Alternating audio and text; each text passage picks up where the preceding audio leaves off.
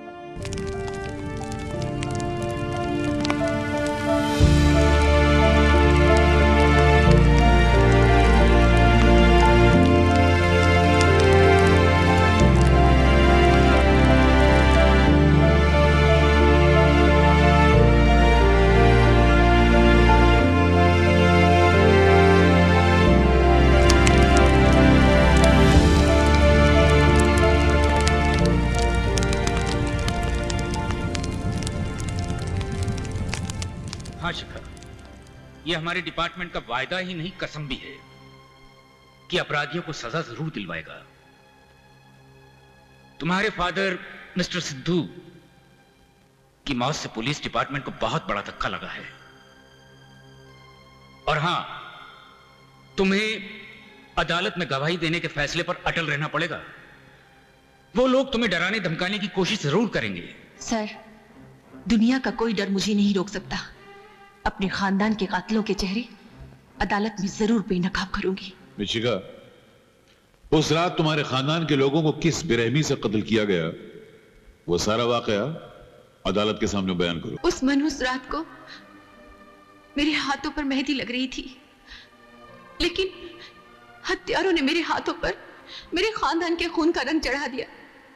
जज साहब, दूसरे दिन मेरी टोली उठने वाली थी, लेकिन पापियों ने मेरे खानदान की अर्थियां उठा दी।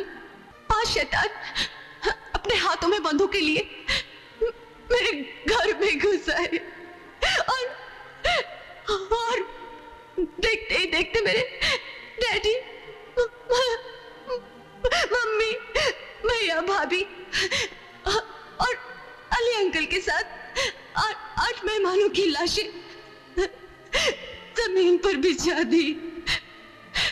मैं अपने मासूम भतीजे सनी और सहेली रजिया के साथ जमीन पर पड़ी लाशों को देखती ही रही। वो 5 हत्यारे अदालत में मेरे सामने बैठे हैं। वो रहे निक्का और राजू, वही है जज साहब, वही है मेरे खानदान के कातिल। मैंने ये कहा कि मैं कुछ कहना नहीं चाहता, बल्कि सच्चाई कि मेरे क्लाइंट्स बेकसूर हैं, एक ऐसे गवाह की जबानी कहलवाना चाहता हूं जिस पर इस देश की जनता और इस देश की सरकार दोनों विश्वास करते हैं, और वो मेरे अकेले गवाह हैं, श्री राज बिहारी जी। न्यायमूर्ति महोदय, जहां हत्याओं की घटना ने मुझे दुख पहुंचाया है, वहीं इस सूचना ने अचरज में डाल दिया है कि हत्याओं के दोषी श्री नेकीराम जी, गुल्लू पहलवान, राजा भाई, चंदू और विक्रम को ठहराया। पतित वारदात की रात ये 5 महानुभाव मेरे मेहमान थे, क्योंकि उस दिन मेरी बेटी की सगाई थी। शाम 7 बजे से लेकर सुबह 4 बजे तक ये मेरे साथ थे। उस रात एक वीडियो कैसेट भी तैयार किया गया था, वो मैं अदालत के सामने प्रस्तुत करता हूं, जिसे देखने के बाद अदालत को यह विश्वास हो जाएगा कि ये पांचों निर्दोष हैं।